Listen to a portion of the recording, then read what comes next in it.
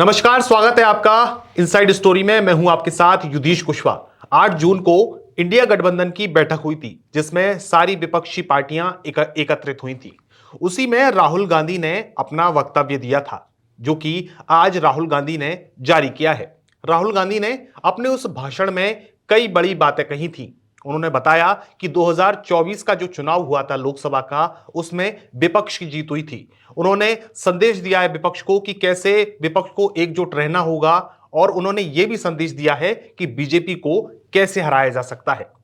इन सब मुद्दों पर बातचीत करने के लिए मेरे साथ स्टूडियो में मौजूद हैं संजीव त्रिवेदी सर, वरिष्ठ पत्रकार। सर, सबसे पहले तो आपका स्वागत है। और सर, जो राहुल का आज भाषण आया, उन्होंने कई सारी बातें कही हैं इसमें। उन्होंने 2024 के लोकसभा चुनाव का भी जिक्र किया है और उन्होंने ये भी बताया है कि कैसे बीजेपी को हराया जा सकता है। आप इन सब उनके भाषण को किस तरीके से देखते हैं?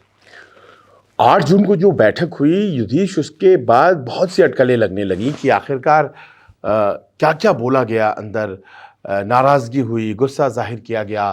कांग्रेस को ख़ासतौर पर तमाम दलों ने कहा कि वो सहयोगियों के साथ जिस तरह से व्यवहार करती है वो भी चुनाव हारने की एक वजह है।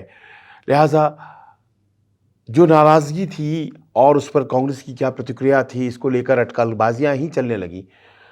आज राहुल गांधी ने एक चीज़ स्पष्ट की। उन्होंने कहा कि ये जो चीज़ें चल रही हैं, समाचार पत्रों में आ रही हैं, अटकलें लगाई जा रही हैं कि अमुक दल ने क्या कहा, फिर कांग्रेस ने उसका क्या उत्तर दिया, तो उन्होंने सब कुछ को ओपन कर दिया और उन्होंने अपनी वो स्पीच, वो भाषण जो उन्होंने अंदर दी थी, उसे सार्वजनिक कर दिया, उन्हें पब्लिक डोमेन में कर दिया। जो बातें उन्होंने कही थी वो पब्लिक डोमेन में कर दी और इससे बड़ा स्पष्ट हो गया कि एक भूमिका जो कांग्रेस आने वाले दिनों में निभाना चाहती है, उस भूमिका को लोगों के सामने रखा। न सिर्फ उन दलों के सामने रखा जो बैठक में उस दिन मौजूद थे, कहते हैं कि 23 दल थे, बल्कि उन तमाम देशवासियों के सामने भी रखा जो शायद कांग्रेस या विपक्षी खेमे की सियासत में यकीन रखते हैं। ये ऐसे वक्त पर राहुल गांधी ने किया है जब आप देख रहे हैं दूसरी तरफ तृणमूल कांग्रेस के तमाम सांसद जमा हो रहे हैं। दिल्ली में 19 सांसद, बागी सांसद, और ये सब के सब तृणमूल कांग्रेस से अलग होकर भारतीय जनता पार्टी में या तो शामिल होने जा रहे हैं या फिर उनका अपना एक अलग गुट बनने जा रहा है। हालांकि इस पर बहुत तरह की राय है। मर्ज तो किया जा सकता है, शामिल तो हुआ जा सकता है 2/3 बहुमत से अगर पार्टी टूट रही है तो, लेकिन क्या अलग से ग्रुप बनाया जा सकता है, इसको लेकर अपने अपने इंटरप्रिटेशन हैं। और पुरानी जो शिवसेना की अपनी जो एक पूरी कहानी है वो अभी तक कोर्ट में अनिर्णित है, वो तो चल ही रही है कि एक नाथ शिंदे के पास ओरिजिनल शिवसेना चली गई, बावजूद इसके कि शिवसेना तो उद्धव ठाकरे और मातोश्री से चला करती थी। लेकिन वो तमाम जो कहानी है फिर से रिपीट होगी। टीएमसी के मामले में भी एक पार्टी धीरे धीरे छिन्न भिन्न हो रही है। उन सब के बीच राहुल गांधी का ये बयान सामने आया है। राहुल गांधी ने कहा है कि मुझे क्रिटिसाइज़ किया जा रहा है, किया जाता रहा है, कांग्रेस पार्टी को किया जाता रहा है, लेकिन मेरी भूमिका क्या है? मैं आखिरकार जब खड़े होकर के आपको कह रहा हूँ तो मैं क्या कहना चाहता हूँ, ये स्पष्ट कर देना बहुत ज़रूरी है। और मेरी भूमिका ये है कि तमाम क्रिटिसिज्म के बावजूद मैं इस बात के लिए आप सबको आश्वस्त करना चाहता हूँ कि मैं सबों को साथ लेकर चलना चाहता हूँ और भगवान शिव की तरह जो विष का पान है वो करके, नीलकंठ भगवान शिव कहलाते हैं, जब उन्होंने जहर पी लिया था और ये सृष्टि को उन्होंने रक्षित किया था, तो मैं उस थियरी में बिलीव करता हूँ। मैं उस विश्वास के साथ आपको कहना चाहता हूँ कि मैं सारे विष का पान कर लूँगा अगर हमारे विष पी जाने से हमारी एकता और ये जो विपक्ष का आंदोलन है वो जीवित रहे। लेकिन उसके लिए ज़रूरी है कि बहुत सी ऐसी बातें हैं जिसको कि आप जानें और गलतियां कहाँ हैं इसको आप समझें, और तभी जाकर के ये संभव हो पाएगा कि भारतीय जनता पार्टी की सियासत, भारतीय जनता पार्टी के जो मजबूत पक्ष हैं उनसे आप टक्कर ले पाएंगे। जिस तरह से आप अभी काम कर रहे हैं उसमें उन्होंने बड़ा स्पष्ट कह दिया, उसमें बहुत आसानी से आप चुनाव जीत जाएंगे, भारतीय जनता पार्टी को हरा पाएंगे, इस बात की संभावना कम है। सर, राहुल गांधी ने अपनी जो विपक्षी पार्टियां हैं उनको एक सुझाव भी दिया। उन्होंने ये कहा कि जिस तरीके से वो पुराने ढर्रे पर काम कर रहे हैं वो अब नहीं चलने वाला है। अब उन्हें नए सिरे से काम करना पड़ेगा, नए सिरे से अपना जो प्रचार प्रसार है और जो सोशल मीडिया की जो एक्टिवनेस है पार्टियों की, उनको बढ़ावा देना पड़ेगा। ये सारी बातें उन्होंने विपक्षी पार्टियों को समझाई हैं। देखिए, ये तो चलिए ठीक है, ये तो ऐसी बातें हैं जो कोई भी किसी को कहेगा, पर जो जहर में बुझी हुई बातें हैं, जिनको सुन करके विपक्षी दलों को अच्छा नहीं लगा होगा, वो बातें ही भी उन्होंने पॉइंट ब्लैंक उनके मुंह पर कही। उन्होंने कहा कि यहाँ मेरे भाई बैठे हैं, तेजस्वी यादव और अखिलेश, ममता बनर्जी हैं। इन सबों को लगता होगा कि हमारे देश में इस वक्त जो शासन के तमाम तंत्र हैं, वो तंत्र काम कर रहे हैं और आज नहीं तो कल ये तंत्र ऐसे काम करेंगे कि हम भी चुनाव जीत पाएंगे और हमारे साथ भी न्याय होगा। उन्होंने कहा कि अगर आप ऐसा समझते हैं तो ये आपकी भूल है और ऐसा नहीं है। ये उनका मानना, राहुल गांधी का, उनका ये कहना है कि ये जो तमाम तंत्र हैं, चाहे वो ब्यूरोक्रेसी हो, चाहे वो लीगल सिस्टम हो, चाहे वो एजेंसीज हो, यहाँ तक कि इलेक्शन कमीशन ऑफ इंडिया हो, ये तमाम तंत्र ये काम नहीं कर रही हैं विपक्ष के लिए, ये सत्ता पक्ष के लिए काम कर रही हैं, ये फेयर प्ले के लिए काम नहीं कर रही हैं। लिहाजा अगर आप ये सोचते हैं कि आप इनके ज़रिए, इनके दम पर चुनाव जीतने का अभियान पूरा कर सकते हैं, आप नहीं कर पाएंगे। आपके लिए ये असंभव हो जाएगा और इसीलिए आपको ज़रूरी है कि आप कांग्रेस की तरह रेजिस्टेंस मूवमेंट खड़ा कीजिए। अब ये रेजिस्टेंस मूवमेंट से उनका क्या तात्पर्य था? उन्होंने कहा कि कांग्रेस पार्टी एक ऐसी पार्टी है जो तब बनी थी जब भारतीय संविधान नहीं थी, भारतीय एक व्यवस्था जो है, देश हमारा, वो देश उस वक्त नहीं था। 1947 के पहले की ये पार्टी है। ये पार्टी अंग्रेज़ों के आतंक और उनकी आक्रमण करने की जो ताकतें थी, उसके होने के बावजूद बनी थी। यानी कि जो संविधान आपको सुविधाएं मुहैया कराता है, उसमें कोई भी राजनीतिक दल बना लेना वो आसान है, इसके बनिस्बत कि संविधान जब था नहीं तब कांग्रेस बनी थी, जब किसी तरह की सुरक्षा नहीं थी तब कांग्रेस बनी थी, जब ये कोर्ट्स खड़े नहीं हो जाते थे, कई बार नहीं साथ देते हैं लेकिन कई बार मदद मिल जाती है अदालतों से, वो तब वैसी व्यवस्था नहीं थी। तो वो कहना चाह रहे थे कि ऐतिहासिकता हमारी पार्टी की इतनी है कि हम किस दौर में किस तरह से सियासत करना है जानते हैं। अंग्रेज़ों का वो ज़माना हमने देखा है, हम कैसे अपने पार्टी को आंदोलन की भूमिका में रखते हैं, ये बात समझिए। पार्टी केवल सत्ता पाने के लिए नहीं है और दिक्कत यही है, आज की तारीख में जितने भी दल हैं भारतीय जनता पार्टी से लड़ रहे, वो सब के सब सत्ता से बाहर हैं तो अपने आप को मृतप्राय प्राय मानते हैं कि हमारी जो प्रासंगिकता है वो ख़त्म हो गई है। कांग्रेस अलग इसीलिए है राहुल गांधी के अनुसार क्योंकि वो जीवंत रहती है, चाहे हार में या जीत में, और उसकी कोशिश होती है आंदोलन को बिल्डअप करते रहिए। लिहाजा आप उस तरह से मत आइए जिस तरह से आप अभी हैं कि भाई हमारी पार्टी सत्ता में नहीं है तो हम डाउन है। जी नहीं, आपको एक रेजिस्टेंस मूवमेंट की तरह काम करना पड़ेगा, एक आंदोलन की तरह काम करना पड़ेगा। अवज्ञा, आप याद करें महात्मा गांधी ने सविनय अवज्ञा आंदोलन शुरू किया था, वो सिविल रेजिस्टेंस था। सिविल रेजिस्टेंस मतलब आम जनता का एक विरोध था। महात्मा गांधी के पास किसी संविधान की सुरक्षा नहीं थी। महात्मा गांधी एक ऐसे साम्राज्य के खिलाफ खड़े हो रहे थे जो कि उस वक्त दुनिया का सबसे बड़ा साम्राज्य था। आज जैसे अमेरिका है, कुछ उस तरह से उस वक्त ब्रिटिश साम्राज्य की ताकत थी। उसके खिलाफ वो खड़े जब हो रहे थे, उस वक्त न पुलिस हमारी थी न फौज हमारी थी, फिर भी वो इसलिए खड़े हो रहे थे कि वो सविनय अवज्ञा करने की ताकत रखते थे, सत्य और अहिंसा के दम पे। राहुल गांधी कुछ उस तरह की बातों में अपने आप अपनी सियासत को पा रहे थे और वो कह रहे थे कि आप सबों को भी कुछ उस तरह के मिजाज से सियासत करनी पड़ेगी जिसमें सत्य और अहिंसा की जो ताकत है उसका इस्तेमाल करते हुए एक सरकार के तंत्र के खिलाफ अवज्ञा, डिसोबीडियंस करना है हमें, इसलिए कि हमें सच का साथ देना है। हम एक रेजिस्टेंस करेंगे, एक ऐसी लड़ाई लड़ेंगे जिसमें कि हम उनके द्वारा की जा रही कतिपय गड़बड़ियों को उजागर करके लोगों को बता सकें, और इसमें सैक्रिफाइस भी करना पड़ेगा। यानी कि वो एक बड़ी लड़ाई की बात कर रहे थे, जो लड़ाई शायद आज की डेट में आरजेडी या सपा उस तरह से लड़ नहीं रहे हैं। केवल चुनाव को लड़ना, चुनाव को जीत जाना, चुनाव हार जाने के बाद डाउन हो जाना, इस तरह की बातें नहीं चलेंगी। यही बात आशय के तौर पर समझा रहे थे राहुल गांधी, और उन्होंने काफ़ी हद तक इस बात में सफलता भी पाई, क्योंकि उनकी इन बातों का कोई विरोध नहीं हुआ।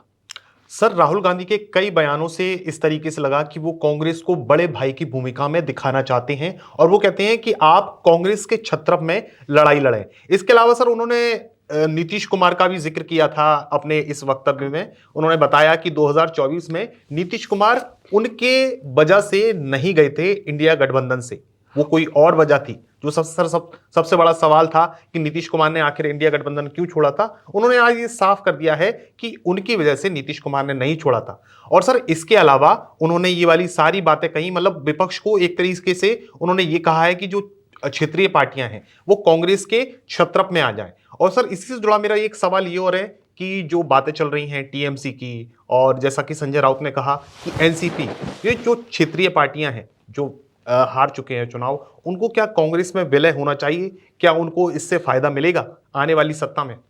देखिए, दोनों जो चुनाव हैं जो 2029 में होने वाले हैं, 2024 में जो हुए, इस बारे में बड़ी निर्णायक बातें राहुल गांधी ने कही हैं। राहुल गांधी ने 2024 के चुनाव के बारे में कहा कि ये जो कमरा है जिसमें इतने तमाम लोग इस वक्त बैठे हुए हैं, इन सब में से सिर्फ मैं अकेला था जो कह रहा था साल 2024 के चुनाव हम जीतेंगे। साल 2022 में जब ये बैठकें चल रही थी, ये बैठकें हुई थी, शुरुआत आप जानते हैं कि इसकी मुंबई से की गई थी, फिर वो बेंगलोर गया, फिर वो पटना गया, उसके बाद फिर वो दिल्ली में बैठक हुई। 4-5 जो बैठकें हुई थी इंडिया अलायंस की। उन्होंने कहा कि इस कमरे में बैठे हुए कोई भी व्यक्ति इस बात को मानने के लिए तैयार नहीं थे कि 2024 के चुनाव विपक्ष जीत सकता है। मैं कह रहा था उस वक्त, और हम लोग उस चुनाव को जीत गए। उनका तात्पर्य ये कहने से क्या था, क्योंकि चुनाव तो वस्तुतः कांग्रेस उस तरह से या गठबंधन जीत नहीं पाई, लेकिन उनका ये कहना था कि सब्सटैंशियली जब 400 का आंकड़ा मानकर भारतीय जनता पार्टी चल रही थी और उसे हमने 240 पर रोका, तो ये एक बड़ी जीत की तरह थी। और अगर इसमें नीतीश कुमार रह जाते इस तरफ, तो शायद आज भारतीय जनता पार्टी सत्ता में नहीं होती, क्योंकि उसका फ़र्क बहुत बड़ा पड़ता। तो उनका ये कहना था कि हमने जीत की तरफ जो निर्णायक कदम बढ़ाया था उसमें मेरा विश्वास था। उन पर बार बार ये तोहमत लगाई जाती है कि नीतीश कुमार चले गए इसीलिए कि आपने उन्हें कन्वीनर नहीं बनाया। उन्होंने आज स्पष्ट किया कि यहाँ पर जितने भी लोग बैठे हैं सब जानते हैं, मेरी वजह से या कांग्रेस पार्टी की वजह से वो नहीं गए थे। और नीतीश कुमार भी अपनी तरफ से कभी इस बात को कहते हुए नज़र नहीं आए कि उन्हें कन्वीनर नहीं बनाया गया इसीलिए वो चले आए या फिर उन्हें पद नहीं दिया गया। वो बात आई गई रह गई, कुछ अंदर की बातें हैं, फिर कभी हम लोग बात करेंगे उस बारे में। लेकिन कांग्रेस ने ये दामन भी अपना साफ किया कि नीतीश अगर चले गए थे तो उसमें उनकी भूमिका नहीं थी। साथ ही साथ उन्होंने एक और बात कही, उन्होंने कहा कि 2029 के जो चुनाव है वो हम जीत चुके हैं। 2029 के चुनाव हम जीत चुके हैं। अब ये कहने पर सब लोग अवाक रह गए। उनका ये कहना था कि इतना गुस्सा है देश में कि हम बहुत आसानी से ये चुनाव जीत चुके हैं। दिक्कत यह है कि ये चुनाव फेयर नहीं होंगे। दिक्कत ये चुनाव कि इस तरह से नहीं होंगे कि हम जीत पाएँ, क्योंकि जितनी भी व्यवस्थाएं और तंत्र हैं जिनकी बात हम शुरुआत में कह रहे थे, राहुल गांधी का ये मानना है कि वो सब सरकार के लिए काम करेंगी और इस कारण से हम चुनाव हार जाएंगे। और ऐसे में ज़रूरी है कि हम अभी से रेजिस्टेंस में आ जाएं, हम अभी से सविनय अवज्ञा करें, हम अभी से वो लड़ाई लड़ें जो लड़ाई ज़रूरी है लड़ी जाने के लिए। और इसके लिए ये इम्पोर्टेंट है कि आप उस मोड से बाहर आइए कि आप केवल चुनाव के वक्त तैयारी करें तो फिर आप चुनाव जीत जाएंगे। 4000 किलोमीटर की यात्रा की उन्होंने बात की और उन्होंने कहा कि उससे जो ऊर्जा, उससे जो शक्ति आई वो बहुत इम्पोर्टेंट थी। अब आपकी बात और वो ये कि क्या इन पार्टियों को मर्ज करना चाहिए। देखिए, मूलतः तो ये पार्टियां जो हैं वो कांग्रेस से ही निकली हैं। वैचारिक रूप से विचारधारा के सवाल पर अलग नहीं हैं। वही विचार कांग्रेस का है, वही विचार एनसीपी का है, वही विचार कांग्रेस का है, तो वही विचार तृणमूल कांग्रेस का है। तो ये पार्टियां बेसिकली इसी कारण से अलग हुई क्योंकि जो व्यक्ति थे वो वैचारिक रूप से अलग नहीं हुए कांग्रेस से, पर उनकी अपनी व्यक्तिगत डिफरेंसेस हो गई थी, चाहे वो शरद पवार हो जब उन्होंने एनसीपी बनाई थी, या ममता बनर्जी हो जब उन्होंने तृणमूल कांग्रेस बनाया था। आज की तारीख में शरद पवार भी स्वस्थ नहीं रहे, उनकी पार्टी में उस तरह की करिश्माई छवि वाला कोई है नहीं। सुप्रिया सूले हैं, लेकिन वो करिश्माई छवि उनके पास नहीं है जो शरद पवार के पास थी। इधर तृणमूल कांग्रेस आज अपने अस्तित्व के सबसे बुरे दौर से गुजर रही है। ऐसे में उन्हें सबको एक बड़े अम्ब्रेला की ज़रूरत है, एक बड़ी छतरी की ज़रूरत है। और जो 2-3 सलाह सामने आई हैं उसको बहुत नेगेटिव तरीके से नहीं लिया गया है। सबसे पहले शुरुआत इस बात की संजय राउत साहब ने की थी, जो कि शिवसेना के नेता हैं। शिवसेना एक वाहिद पार्टी है, अकेली पार्टी है जिसने कभी भी कांग्रेस के दम पर अपनी पार्टी खड़ी नहीं की, लिहाजा वही इस तरह की सलाह देने की स्थिति में है। डीएमके भी इस तरह की सलाह देने की स्थिति में है। लेकिन जो पार्टियां कांग्रेस से निकल करके अपना वजूद बनाई हैं, उन पार्टियों को क्या वापसी करनी चाहिए कांग्रेस को मजबूत करने के लिए और अपने आप को, अपने कार्डर्स को मजबूत करने के लिए। देखिए, तृणमूल कांग्रेस आज की तारीख में जिस स्थिति में है, अगला वो इलेक्शन 2029 का कितने तरीके से लड़ पाएगी, ये एनीबॉडीज गेस है, उनके लिए बहुत मुश्किल होगा। ऐसे में क्या कांग्रेस में तृणमूल कांग्रेस मर्ज करती है तो फिर क्या एक नई जान आती है वहाँ की लड़ाई में, ये प्रश्न है और शायद इसको एड्रेस करने की ज़रूरत है। बहुत लोग अभी भी उसको एक्सेप्ट नहीं कर पा रहे हैं, पर विरोध भी बहुत ज़्यादा नहीं हो रहा है। उसी प्रकार एनसीपी की भी बात है। मैं सुन रहा था रोहित पवार को, वो कह रहे थे कल ये हो भी सकता है, नहीं भी हो सकता है। हम आए दिन ये बात सुनते रहते हैं कि मर्जर हो सकता है। बड़ी बात यही है कि कांग्रेस पार्टी ने और राहुल गांधी ने इस बात को कहा भी कि गर्दन काट देंगे तब हम जाकर के भारतीय जनता पार्टी और आरएसएस के पास सामने सरेंडर करते हुए नजर आएंगे। क्या ये बात किसी और दल के बारे में कही जा सकती है? और अगर नहीं कही जा सकती है, भारतीय जनता पार्टी और आरएसएस की जो ताकत है, उसके सामने खड़े होने की जो ताकत है, वो कांग्रेस के अलावा उस तरह से किसी और दल की अगर नहीं है, तो फिर जाहिर है कि कांग्रेस के हाथ को मजबूत किया जाए। ये बहुत से लोगों की राय है। और राहुल गांधी भी जो तमाम बातें कहते नजर आ रहे थे, उसके मूल में यही बात थी कि आप हमें मजबूती दीजिए और आप पार्टी को उस तरह से संभालिए जिस तरह से आप अपने अपने क्षेत्रों में संभालते थे। जाहिर है कि आंदोलन के रूप में पार्टी, इंडियन नेशनल मूवमेंट जब चला था, भारतीय स्वतंत्रता का आंदोलन, उस वक्त भी चली थी। बड़े बड़े लोग थे इस पार्टी में, महात्मा गांधी के नेतृत्व में काम करते थे। वो नेहरू थे, वो पटेल थे, वो सुभाष थे। तो इस तरह के लोग बड़े बड़े अपने अपने क्षेत्र के सब दिग्गज वो काम करते थे। सुभाष बाद में अलग हुए, लेकिन उनके अलग होने से वो कोई बहुत बड़ा आंदोलन खड़ा करके भारतीय सरजमी पर वो बढ़ा नहीं पाए। उन्हें बाहर जाना पड़ा, इंडियन नेशनल मूवमेंट उन्होंने क्रिएट किया और वो भी अपने आप में एक बहुत बड़ी उपलब्धि उन्होंने हासिल की। लेकिन आंदोलन की तरह ये पार्टी जो चलती थी, इसमें गर्म दल वाले भी थे, नरम दल वाले भी थे, वामपंथी भी थे, दक्षिणपंथी भी थे, बाबू राजेंद्र प्रसाद भी थे जो कि थोड़े दक्षिण पंथ की तरफ झुके हुए माने जाते थे। तो फिर वैसे भी लोग थे जो सोशलिस्ट माने जाते थे, जयप्रकाश नारायण भी थे इसी में, राम मनोहर लोहिया जैसे लोग। तो ऐसे में जाहिर है कि एक मूवमेंट की तरह ये पार्टी चली थी जिसमें बड़े बड़े लोग थे। आज की तारीख में एक टास्क बड़ा है और फिर पार्टी को वही आकार देने की ज़रूरत है। इस तरह की एक भावना जो है वो आज की तारीख में कांग्रेस पार्टी के प्रति उन तमाम विपक्षी दलों की है जो ये मानते हैं कि कांग्रेस पार्टी ही असली लड़ाई लड़ रही है।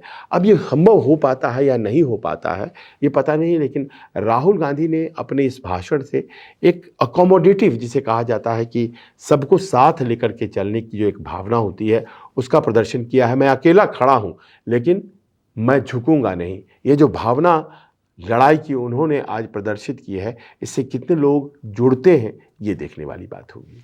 धन्यवाद सर इस विश्लेषण के लिए। तो दर्शकों, आपको ये विश्लेषण कैसा लगा आप हमें कमेंट में जरूर बताइएगा। फिलहाल के लिए दीजिए हमें इजाजत। नमस्कार।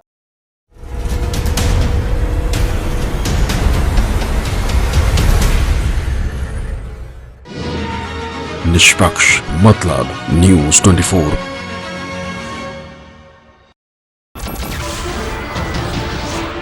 नमस्कार, मैं हूं मानक गुप्ता। अगर आपको हमारा ये वीडियो पसंद आया हो तो इसे लाइक और शेयर जरूर करें और हाँ, हमें सब्सक्राइब और फॉलो करना ना भूलें ताकि आप देश और दुनिया की कोई खबर मिस ना करें। तो जुड़े रहिए हमारे साथ और देखते रहिए न्यूज़ 24।